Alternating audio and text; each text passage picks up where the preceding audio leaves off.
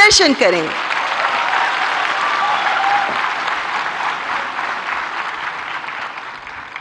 अभी भी कुछ सुनना बाकी है क्या?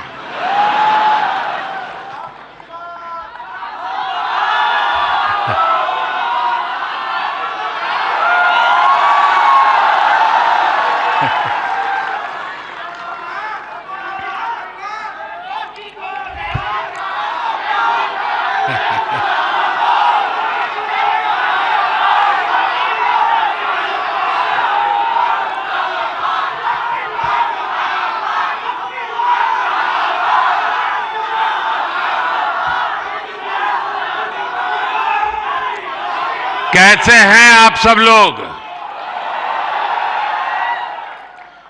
थोड़ी सी वाइब भी तो चेक हो जाए।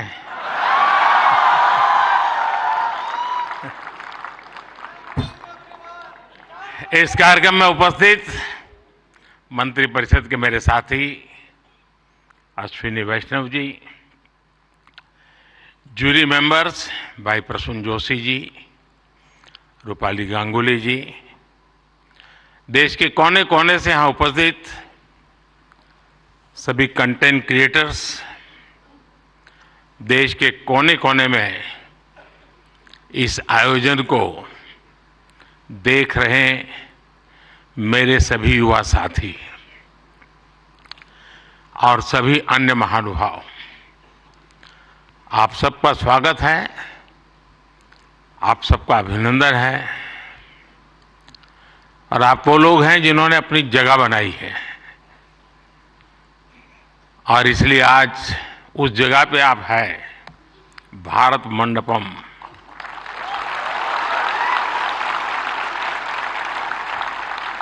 और बाहर सिंबल भी क्रिएटिविटी से जुड़ा हुआ है आते ही।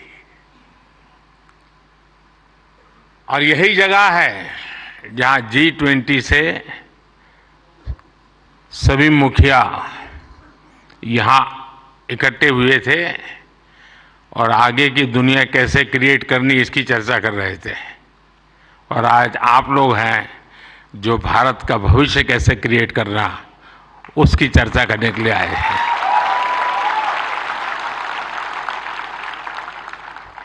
साथियों, जब समय बदलता है, टाइम चेंज होता है, जब नए युग की शुरुआत होती है तो उसके साथ कदम से कदम मिलाना ये देश का दायित्व होता है।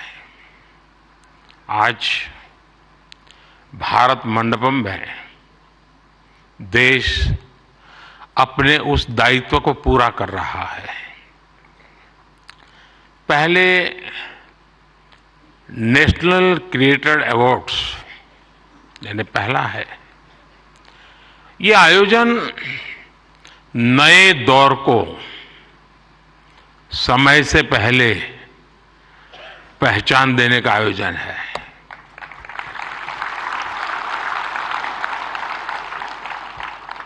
और कुछ लोग मुझे कभी कभी पूछते हैं कि आपकी सफलता का रहस्य क्या है, ऐसा मुझे पूछते हैं। मैं हर एक को जवाब नहीं देता हूं।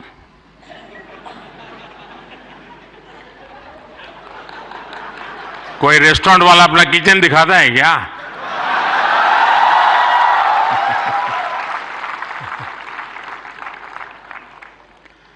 लेकिन आपको मैं बता देता हूं, ईश्वर कृपा है, मैं समय से पहले समय को भांप सकता हूं। और इसलिए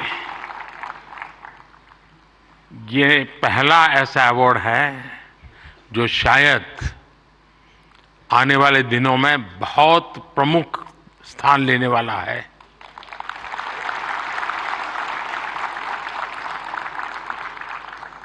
ये इस नए युग को एनर्जाइज कर रहे आप सब युवाओं को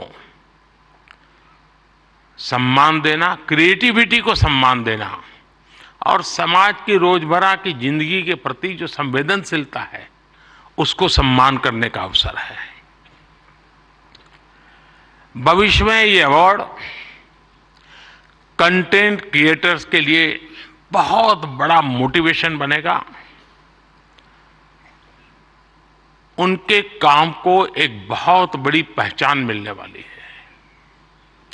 आज जिन्हें नेशनल क्रिएटर्स अवार्ड मिले हैं, मैं उन विजेताओं को तो बधाई देता ही देता हूं, पर जिन्होंने इसमें बढ़ चढ़ करके हिस्सा लिया, क्योंकि बहुत कम समय मिला था, हम ज्यादा इस चीज को पॉपुलर भी नहीं कर पाए थे,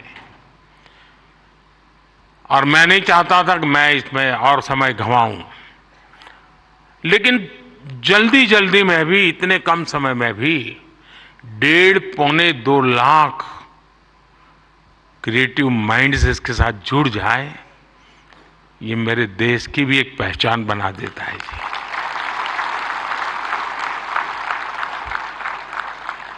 और साथियों, आज एक और पवित्र संयोग है।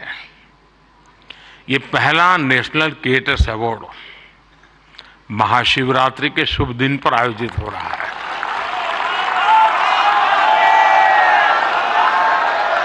और मेरे काशी में तो शिव जी के बिना कुछ नहीं चलता है। महादेव। भगवान शिव भाषा, कला और क्रिएटिविटी के जनक माने गए हैं। हमारे शिव नटराज है। शिव के डमरू से माहेश्वर सूत्र प्रकट हुए हैं। शिव का तांडव लय और सृजन की नींव रखता है इतिहास। और इसलिए यहां जो क्रिएटर्स हैं उनके लिए नए सब्जेक्ट मिल जाएंगे। महाशिवरात्रि के दिन ये आयोजन अपने आप में बहुत बड़ा सुखद संयोग है, और मैं आपको भी और देशवासियों को भी महाशिवरात्रि की बहुत बहुत शुभकामनाएं देता हूं। फ्रेंड्स, आज इंटरनेशनल विमेंस डे भी है, लेकिन मैं देख रहा हूं पहली बार पुरुष ताली बजा रहे हैं, वरना उनको लगता है हमारा तो कोई डे आता नहीं। आज जो अवार्ड मिले हैं उनमें भी बहुत सारी बेटियां मैदान मार गई हैं। मैं उनको भी बधाई देता हूं। और भी मैं देख रहा हूं क्रिएटिव वर्ल्ड में हमारे देश की बेटियां, बहुत बड़ी मात्रा में सबको देख रहा हूं। मुझे बहुत गर्व हो रहा है आप लोगों को देख करके। मैं देश की सभी महिलाओं को, बहनों को, बेटियों को इंटरनेशनल विमेंस डे की बहुत बहुत बधाई देता हूं। और आज ही मैं अभी, आप तो यहां बैठे हैं, मैं गैस सिलेंडर का 100 रुपया कम करके आया हूं।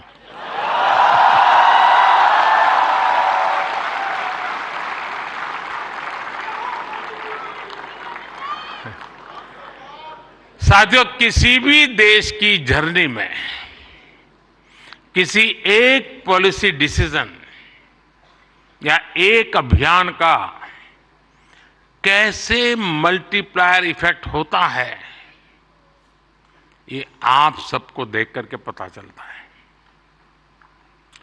10 साल में हुए डेटा रिवॉल्यूशन से लेकर सस्ते मोबाइल फोन्स, डिजिटल अभियान, इंडिया अभियान ने एक प्रकार से कंटेंट क्रिएटर्स की एक नई दुनिया क्रिएट कर दी है। और पहली बार ऐसा हुआ होगा जब किसी सेक्टर की युवा शक्ति ने सरकार को प्रेरित किया हो, सरकार को मजबूर किया हो कि कब तक बैठे रहोगे, इसको भी सोचो। और इसलिए भी आप बधाई के पात्र हो। आज के इस अवार्ड फंक्शन का क्रेडिट अगर किसी को जाता है तो भारत के मेरे युवा मन को, हर डिजिटल कंटेंट क्रिएटर को जाता है। साथियों, भारत का हर कंटेंट क्रिएटर एक और बात को रिप्रेजेंट करता है। हमारे युवाओं को अगर सही दिशा मिले तो वो क्या कुछ नहीं कर सकते हैं। आपने कंटेंट क्रिएशन का कोई कोर्स नहीं किया है ही नहीं तो क्या करोगे।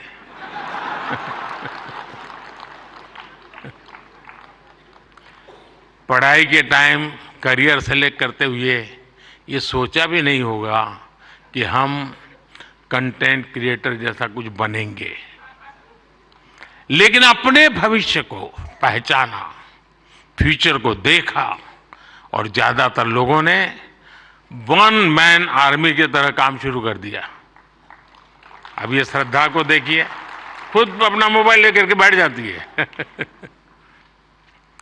अपने प्रोजेक्ट में आप ही राइटर, आप ही डायरेक्टर, आप ही प्रोड्यूसर, आप ही एडिटर, यानी आपको ही सब कुछ करना होता है।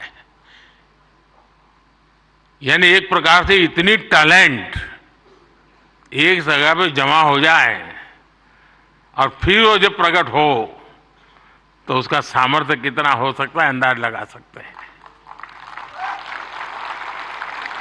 आपने आइडियाज गढ़े, इनोवेशन किए और उन्हें स्क्रीन पर जीवंत बनाया।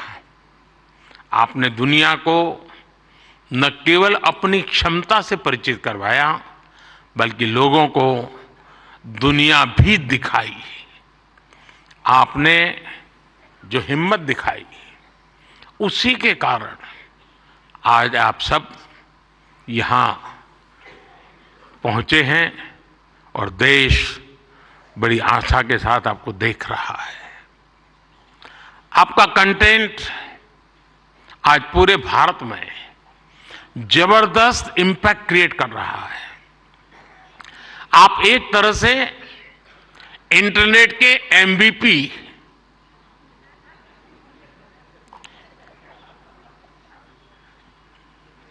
ठीक है ना?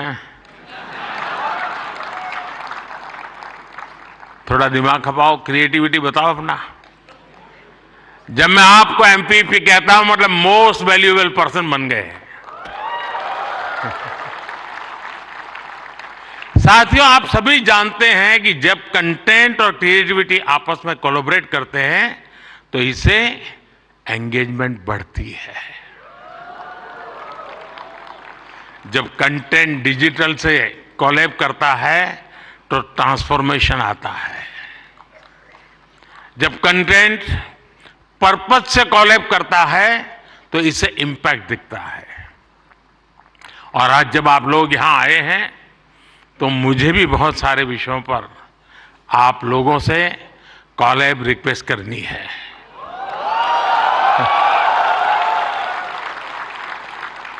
साथियों, एक जमाने में हम छोटी से छोटी दुकानों पर लिखा देखते थे कि यहां बहुत टेस्टी फूड मिलता है, ऐसा देखते थे ना।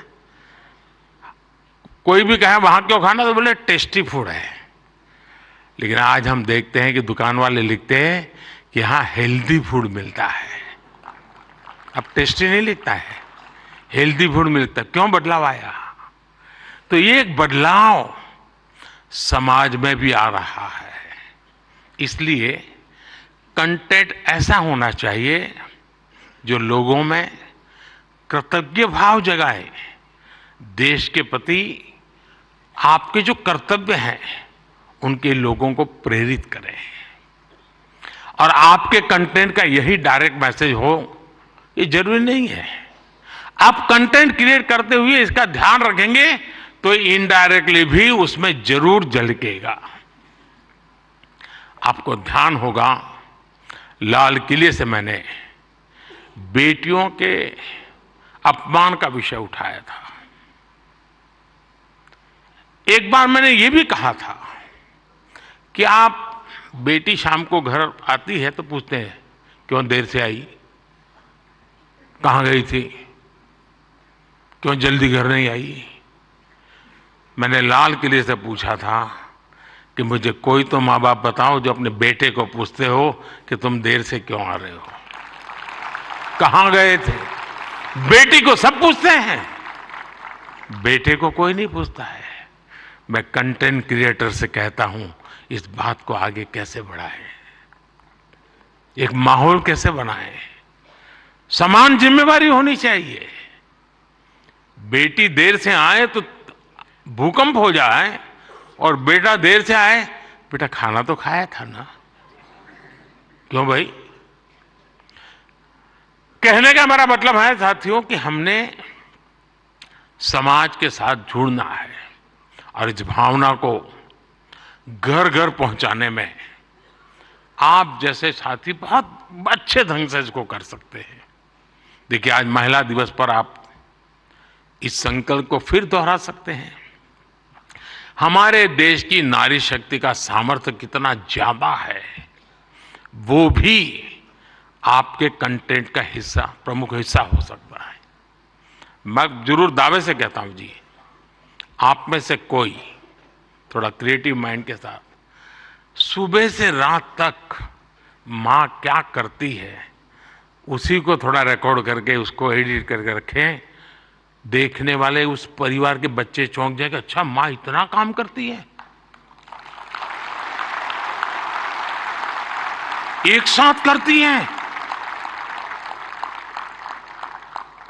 यानी आपके पास एक ताकत है, आप इसको ऐसे प्रस्तुत कर सकते हैं।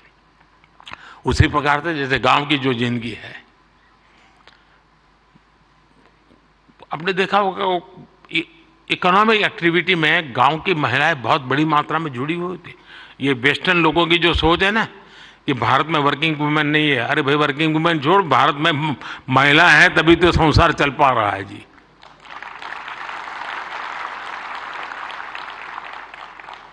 गांव में आप देखेंगे इतनी इकोनॉमिक एक्टिविटी हमारी माताएं बहनें करती है।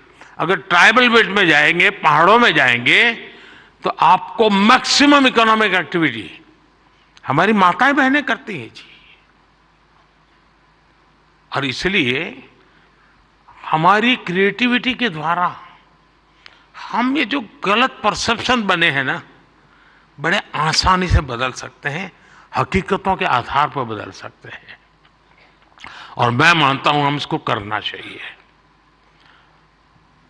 अगर एक दिन की जीवन की सिर्फ साइकिल को हम दिखाएं तो पता चलेगा कि हमारे यहाँ पशुपालक हो, किसान महिला हो, मजदूरी करने वाली महिला हो, कैसे काम करती, कितनी मेहनत करती है। साथियों, स्वच्छ भारत की सफलता से आप सभी परिचित हैं और आपने उसमें सहयोग भी किया है। लेकिन ये तो निरंतर चलने वाला जन आंदोलन है। कहीं पर भी कोई सफाई की अच्छी चीज आती है, अब जैसे मैंने अभी एक रील देखा, कोई टाइगर पानी पीने जा रहा है और उसमें प्लास्टिक के बोतल देखता है, तो टाइगर मुंह से प्लास्टिक का बोतल उठाता है और कहीं पर जगह पे छोड़ने के लिए चला जा रहा है। अब इसका मतलब मोदी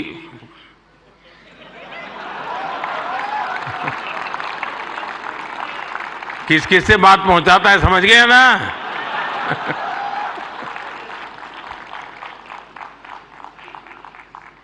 अब उसके माध्यम से आप भी पहुंचा सकते हैं। और इसलिए आप इस विषय पर भी लगातार कुछ न कुछ जरूर करते रहिए। एक अहम विषय भी मैं आपसे स्पर्श करना चाहता हूं दोस्तों। ये छोटी छोटी चीजें जो मेरे मन को छूती है, मेरा मन करता है कि क्रिएटिव माइंड के लोग हैं तो शायद मैं मन खोल करके बातें भी कर सकता हूं। मैं भाषण नहीं कर रहा मुझे। जैसे मेंटल हेल्थ, ये बहुत ही छूने वाला विषय जी। और वैसे तो डिजिटल प्लेटफॉर्म पर काफी कंटेंट हंसी मजाक से जुड़ा होता है, लेकिन कई अन्य गंभीर विषय भी होते हैं। मैं देखता हूं मेंटल हेल्थ को लेकर, बहुत बधाई हो आपको, बहुत बधाई हो, बहुत बधाई हो, बहुत बधाई हो। मैं नहीं कह रहा हूं नहीं बनाते हैं, मैंने बोला ही नहीं है जी, मैं ऐसी गलती नहीं कर सकता हूं। मुझे मेरे देश के टैलेंट पे भरोसा है, मुझे मेरे देश के लोगों की संवेदनशीलता मुझसे जरा भी कम नहीं है।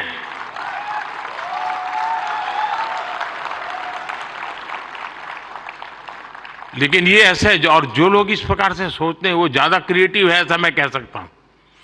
क्योंकि मेंटल हेल्थ को लेकर काफी क्रिएटर्स बहुत अच्छा काम कर भी रहे हैं, लेकिन अभी हमें इस पर और ज्यादा काम करने की जरूरत है। और हो सके तो लोकल लैंग्वेज, गांव के अंदर एक परिवार में अगर ऐसा बच्चा है, उनके लिए क्या हो सकता है, बड़े शहर में 5 स्टार दुनिया में तो होगा, क्योंकि उनकी जिंदगी में ये बहुत जरूरी है जी। उसी प्रकार से एक बहुत बड़ा महत्वपूर्ण विषय है बच्चों में स्ट्रेस का। हमें पता नहीं होता है, पहले तो हमारा जॉइंट फैमिली होता था और बच्चे कभी दादी संभाल लेती थी, कभी दादा संभाल लेते थे, कभी नाना, कभी चाचा चाची, भाभी भाई। अब माइक्रो फैमिली है, दोनों लोग चले गए हैं, आया के पास बैठा है, पता नहीं उसको स्ट्रेस का क्या स्थिति है, कुछ पता नहीं है। अब जैसे एग्जाम का समय होता है, स्टूडेंट्स में रिजल्ट को लेकर के चिंता बहुत बढ़ जाती है, सांस फूलने लग जाती है। रिजल्ट आने वाला, फोन पर दोस्तों तो कह रहे जैसे रिजल्ट अभी आ गया हो, लेकिन धीरे धीरे धीरे पारा गर्म हो जाता है। मैंने कोई 12-15 साल पहले एक छोटी सी फिल्म देखी थी। उस जमाने में तो उतना वीडियो कोई पॉपुलर नहीं था, लेकिन मेरी ये रुचि है जानना, समझना, सीखना। और उसमें ये बताया गया था कि कुछ भी गलत निर्णय लेने से पहले बेहतर जीवन जीना ज्यादा आसान है और कितना जीवन सुंदर बनता है। और उस बच्चे को एग्जाम देनी होती थी, उसको लगता है ये सब मैं नहीं कर पाऊंगा, तो आत्महत्या करने के लिए सोचता है। शायद उसके जो क्रिएटर होंगे उसको याद आ जाएगा, मुझे पूरा याद नहीं, क्योंकि मैंने 15-16 साल पहले इसको, 20 साल हो गए होंगे। तो उसको मन करता है कि मैं रस्से से टांग करके जान दे दूं, तो रस्सा खरीदने जाता है। तो वो उसे पूछता है कितने फीट चाहिए लंबा, तो वो सोचता है फीट क्या होता है, तो जाके पढ़ाई करता है, यार फीट ऐसे होता है। फिर वो कहता है उसको वो हुक चाहिए, तो लोहे का चाहिए, कैसा चाहिए, उसकी पढ़ाई का। फिर उसके ध्यान में आता है यार मरने से ज्यादा तो पढ़ना सरल है। बहुत ही अच्छी फिल्म बनाई है उसने, हार्डली 7-8 मिनट की होगी। लेकिन जब मैंने उसको देखा, और वो ये जो आत्महत्या करने का मूड बन जाता है बच्चों का, छोटी सी चीज है लेकिन उसके जिंदगी को एक नई राह दिखा देती है। अब आप भी जानते हैं मैं परीक्षा पे चर्चा का कार्यक्रम करता हूं। आपको लगता है कई लोगों को मजाक उड़ेगा, क्या यार के प्राइम मिनिस्टर है, बच्चों के साथ परीक्षा पे चर्चा करता रहता है, फालतू समय का। मैं जानता हूं दोस्तों, मैं कोई सरकारी सर्कुलर निकाल करके बच्चों की जिंदगी नहीं बना सकता। मुझे उनके साथ जुड़ना पड़ेगा, उनको जानना पड़ेगा, जी जान से जुटना पड़ेगा। और उस समय यानी बारिश के बाद अगर मैं खेत में काम करूं तो काम का है, परीक्षा के दिनों में उसकी बड़ी ताकत होती है। और इसलिए मैं हर साल रेगुलरली ये कार्यक्रम करता हूं, क्योंकि मेरे मन में यही होता है कि इन बच्चों के साथ में कुछ बातें करूं, खुल करके बातें करूं। हो सकता है किसी को एक आध चीज काम आ जाए, उनके मन को छू जाए, उनका हाथ पकड़े, उनकी हैंड होल्डिंग करे, उनके माँ बाप को लगे, टीचर को लगे। साथियों ये सारे काम मैं तो रील बनाने के लिए समय नहीं निकाल सकता, तो मैं ऐसे काम कर लेता हूं, लेकिन आप तो वो भी कर सकते हैं जी। क्या हम ऐसा कंटेंट और ज्यादा बना सकते हैं जो यूथ में ड्रग्स के नेगेटिव इफेक्ट्स को लेकर अवेयरनेस लाए।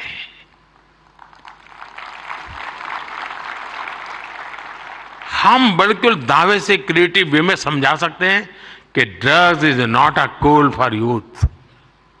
वरना क्या है यार, कूल हॉस्टल में बैठे हैं, कूल। साथियों इसमें बहुत बड़ा, और आप लोग हैं बड़े, क्योंकि आप उनके साथ जुड़ सकते हैं, उनकी भाषा में बात कर सकते हैं।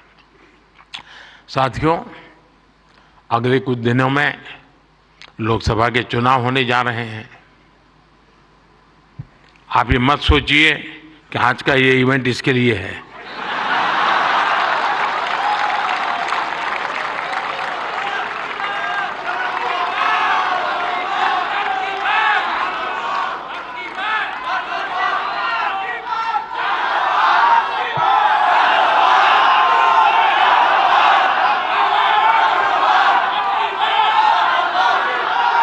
और मैं आपको गारंटी देता हूं कि हो सका तो नेक्स्ट शिवरात्रि पर भी, या तो डेट कोई और हो सकती है, या ऐसा कार्यक्रम मैं ही करूंगा।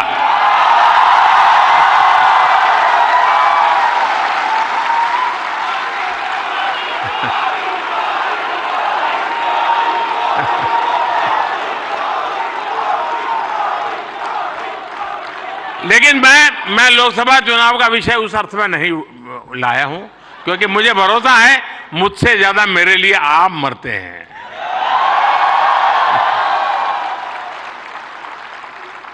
और आप मेरे लिए इसलिए मरते हैं क्योंकि मैं आपके लिए जीता हूं, और जो अपने लिए नहीं जीता है उसके लिए मरने वाले बहुत होते हैं जी।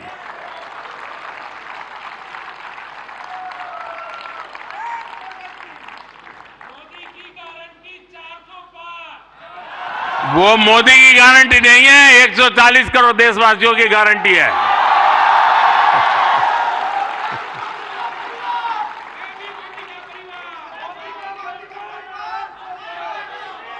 ये बात सही है, ये मेरा परिवार है।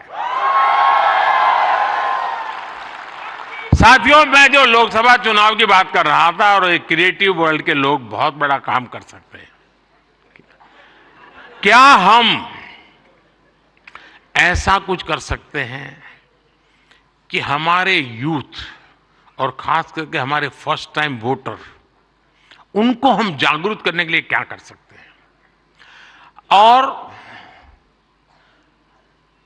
उसको पता हो कि वोट देना यानी किसी को जिताना हराने का काम नहीं है जी। वोट देने का मतलब है तुम इतने बड़े देश की निर्णय प्रक्रिया के हिस्सेदार बने हो।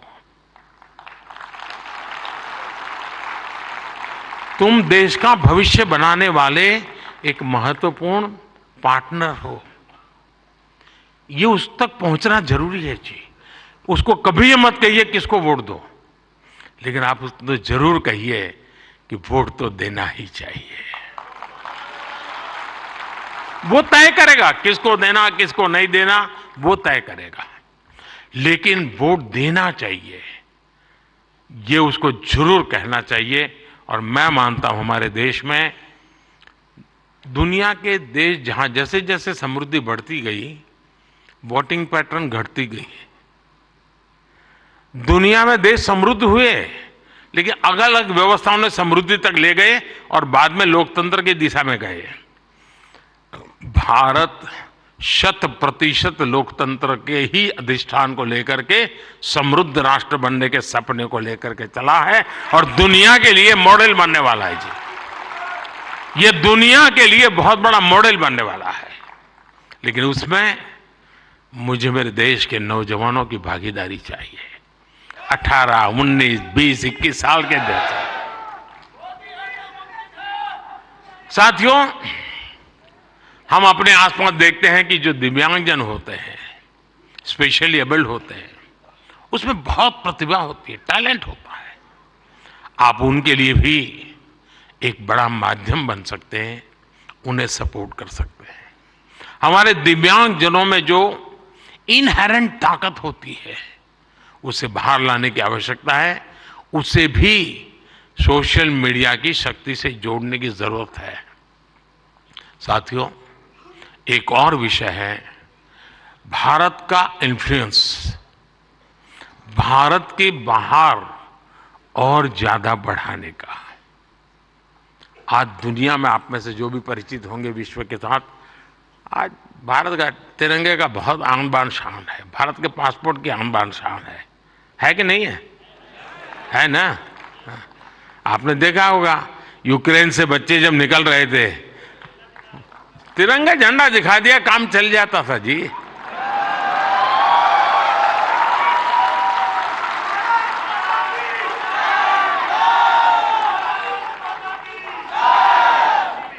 ये सामर्थ्य ऐसे ही नहीं आया है दोस्तों, ये सामर्थ्य ऐसा ही नहीं आया है।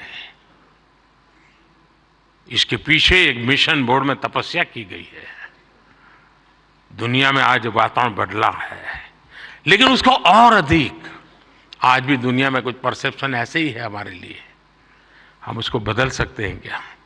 और मैं मानता हूं, मुझे याद है मैं एक बार किसी एक देश में गया था, तो एक इंटरप्रेटर मेरे साथ था। तो परिचय वो कंप्यूटर इंजीनियर था, उस सरकार में काम करता था। तो मेरी मदद की उसने, 3-4 दिन मेरे साथ था वो, तो परिचय हो गया। तो आखिर में उसने कहा, साहब आपको बुरा न लगे तो एक सवाल पूछना चाहता हूँ। मैंने कहा क्या? नहीं साहब, आपको बुरा नहीं लगेगा ना? मैं कहा नहीं दोस्त, 3-4 दिन से आप देख रहे हो, बुरा लगने का सवाल नहीं, आप जरूर पूछिए। नहीं रहने दो साहब, नहीं पूछता हूँ। नहीं मैंने कहा पूछो यार। उसने कहा साहब, क्या अभी भी आपके देश में सांप सपेरे जादू टोना यही होता है क्या? ये मुझे पूछा गया सवाल था जी। मैंने कहा देख दोस्त, हमारे लोग तो उस जमाने में तो बड़े ताकतवर थे, तो सांप बाप उनके लिए बड़ा बायात का खेल था। अब मैंने कहा हमारी ताकत बहुत कम हो गई है, और धीरे धीरे करके मैंने कहा वो माउस पे आ गए हैं। लेकिन मैंने कहा वो माउस से पूरी दुनिया को हिलाते हैं। साथियों, मेरे देश का ये जो सामर्थ्य है ना, इस सामर्थ्य को हम आज अगर विदेश में बैठे किसी शख्स को, मैं समझता हूं हमारे सामर्थ्य से आकर्षित करें, उनको लाने की दिशा में हमारा काम हो, हम अपने कंटेंट को ऐसा क्रिएट कर सकते हैं। आप पूरी दुनिया में भारत के डिजिटल एम्बेसडर्स हैं दोस्तों, और मैं मानता हूं ये बहुत बड़ी ताकत है। आप फ्रिक्शन ऑफ सेकंड दुनिया में पहुंच सकते हैं। आप वोकल फॉर लोकल के ब्रांड एम्बेसडर्स हैं। मैं कल श्रीनगर में गया था, तो एक नौजवान से मेरी बातचीत हो रही थी। मैं हैरान हूं, जो वो सिर्फ शहद का काम करता है, मधुमक्खी पालन का काम करता है, और आज ग्लोबली उसने अपनी एक ब्रांड पहुंचा दी है जी, जस्ट डिजिटल वर्ल्ड के माध्यम से। और इसलिए साथियों, आइए हम एक साथ मिलकर एक क्रिएट ऑन इंडिया मूवमेंट, मैं बहुत जिम्मेवारी के साथ आप लोगों से अपेक्षा कर रहा हूं, क्रिएट ऑन इंडिया मूवमेंट की शुरुआत करें।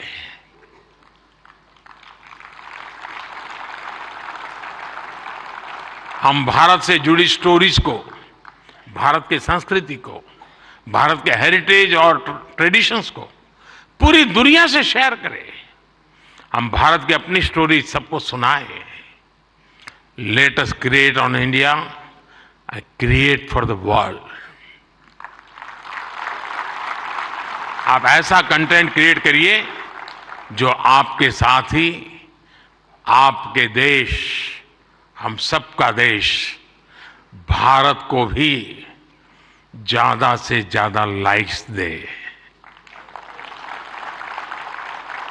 और इसके लिए हमें ग्लोबल ऑडियंस को भी एंगेज करना होगा, दुनिया की यूनिवर्सिटीज के साथ, दुनिया के नौजवानों के साथ जुड़ना होगा। आज पूरी दुनिया में लोग भारत के बारे में जानना चाहते हैं।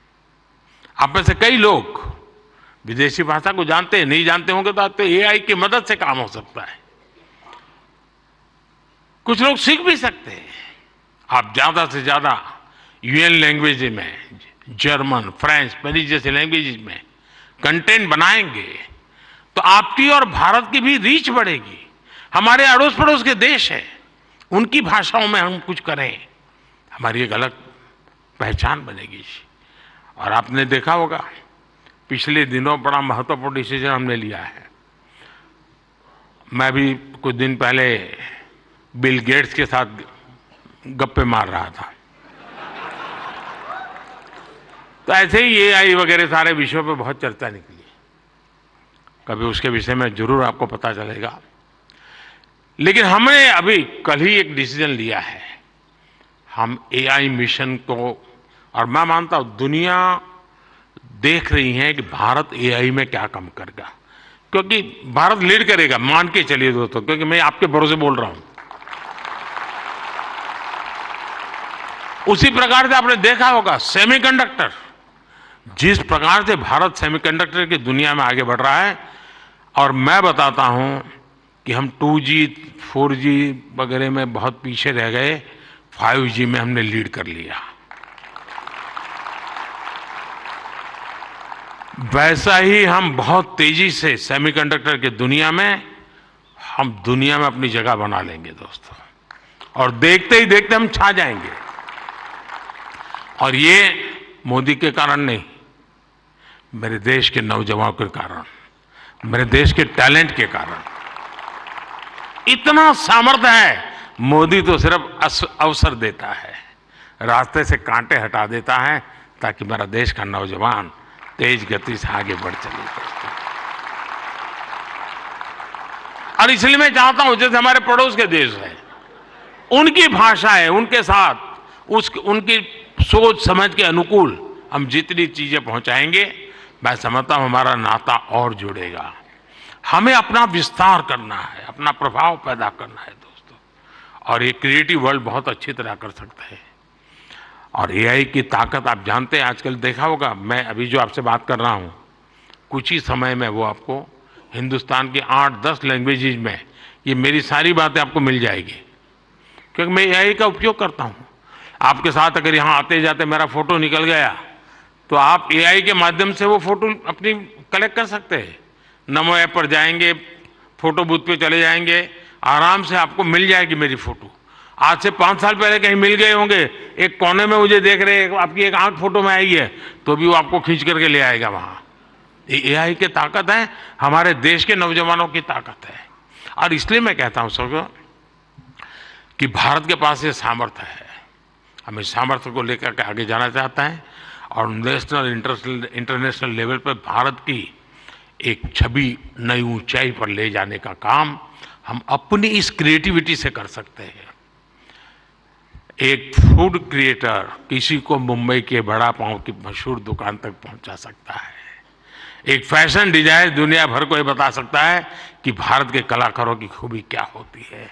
एक टेक क्रिएटर पूरी दुनिया को बता सकता है कि मेक इन इंडिया से हम क्या बना रहे हैं और भारत में इनोवेशन कैसे बढ़ रहा है।